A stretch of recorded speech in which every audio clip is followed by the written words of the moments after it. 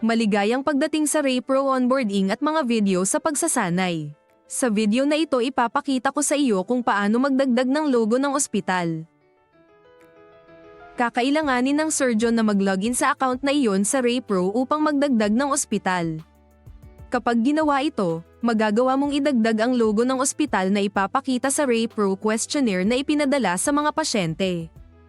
Ipapakita ko ngayon sa iyo kung paano gawin ito. Kapag nakalogin ka sa isang surgeon account, ididirekta ka sa pangunahing dashboard.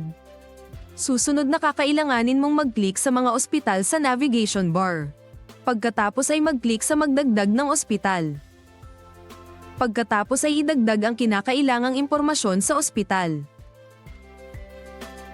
Sa ibaba ng pahina ay makikita mo ang isang checkbox upang idagdag ang iyong logo ng ospital. Kapag nag-click ka upang lagyan ng check ang kaong ito, lilito ang isang piling file na pindutan. Kapag na-click mo ito, dadalhin ka nito sa iyong mga file. Maaari mong hanapin ang logo ng iyong ospital at i-upload ito. Kapag na-upload na, maaari mong ayusin ang posisyon ng larawan, pakitiyak na malinaw na makikita ang iyong logo.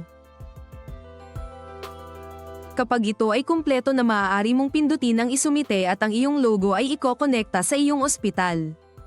Makakatanggap ang mga pasyente ng mga branded questionnaire na may ganitong logo para sa lahat ng impormasyon sa operasyon na na-upload para sa ospital na ito. Iyon ang katapusan ng demonstrasyon na ito.